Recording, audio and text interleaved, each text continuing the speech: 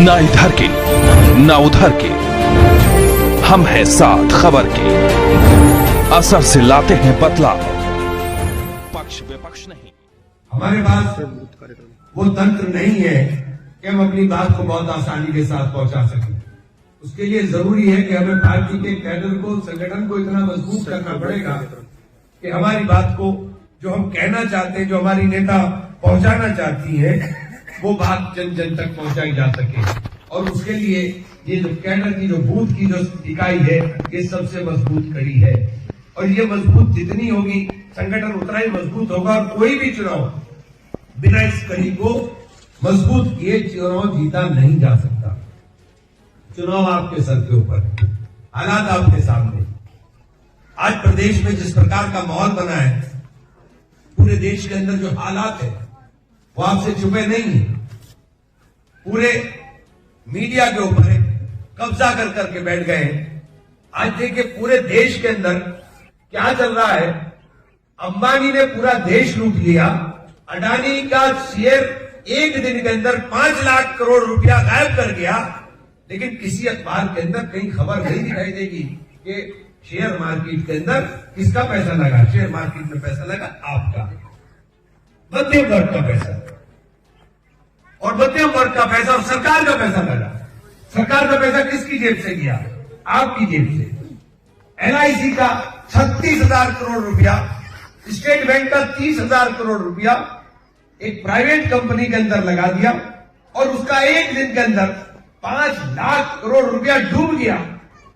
लेकिन किसी अखबार में, किसी मीडिया चैनल के अंदर एक शब्द, एक लाइन किसी जगह दिखाई नहीं दी।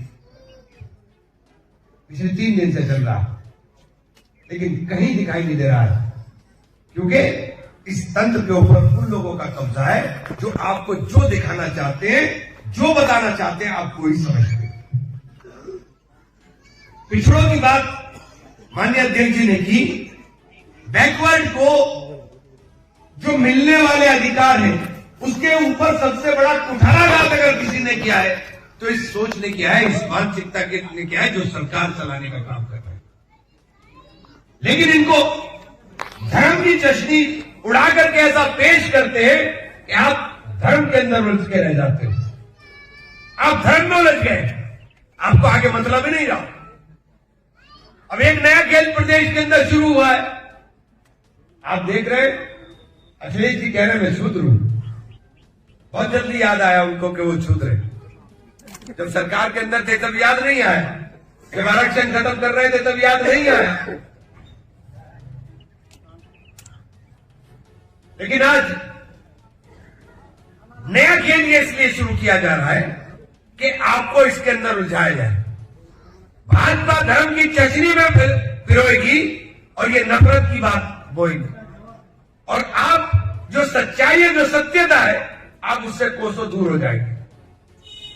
हमारे प्रदेश अध्यक्ष जी ने बड़ी गहराई के साथ जो बताया, काका कालेकर की कमेटी 1952 के अंदर बनी, 55 के अंदर रिपोर्ट आई। 35 साल के बाद मंडल कमीशन की रिपोर्ट के बाद आरक्षण मिला, और आरक्षण जब मिला तो आपको याद होगा कि आरक्षण के बाद पूरे देश के अंदर हंगामा हो गया, और उसके अंदर एक दिल्ली यूनिवर्सिटी के छात्र ने आग लगा दी जिसका नाम कुणाल गोस्वामी था। अब विडंबना देखिए कि कमंडल के नाम के ऊपर मंडल का विरोध करने वाला, आग लगाने वाला गोस्वामी, उसे यह पता नहीं था कि आग अपने अंदर जो लगा रहा है, ये अपने अधिकारों के अंदर भी लगा रहा है, क्योंकि वो खुद बैकवर्ड था, उसको अधिकार मिल रहा था। ये जो धर्म का चश्मा पहन करके देश के अंदर राजनीति हो रही है, हमें और आपको इससे बचना होगा। और मैंने बहुजन समाज पार्टी ज्वाइन की।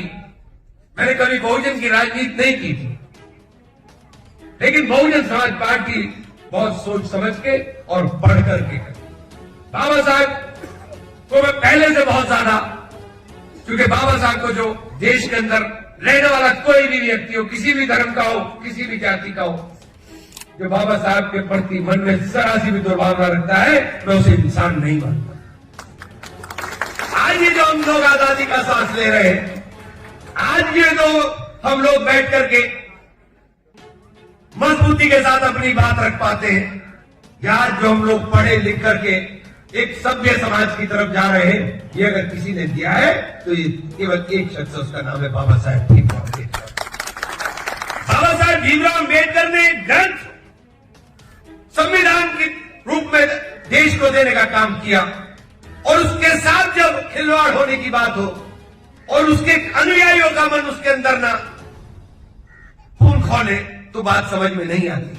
आज देश में संविधान को बदलने की बात होती है, देश के उपराष्ट्रपति बयान दे देते हैं 1973 के अंदर, जब संविधान संशोधन के ऊपर सुप्रीम कोर्ट की 13 सदस्यीय बेंच ने फैसला दिया केशवानंद भारती केस में, और वो क्या था केस? वो केस था कि देश के अंदर जो संविधान है उसके अंदर समय समय पर बदलाव करने की गुंजाइश है, लेकिन संविधान की जो मूल भावना है, जो मूल तंत्र है, उसके अंदर कोई छेड़छाड़ नहीं होगी।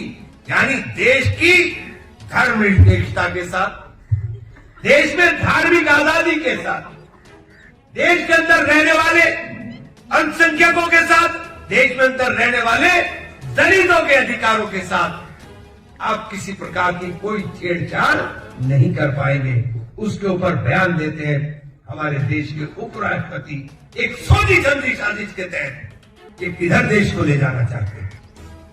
अगर ये नहीं समझोगे तो कल आपके अधिकारों पर कुठाराघात होगा, और इसमें सबसे ज्यादा समझने की जरूरत इस देश के अंदर रहने वाले अति पिछड़े समुदाय को है, अति पिछड़े समुदाय को है, और वो समझ ले।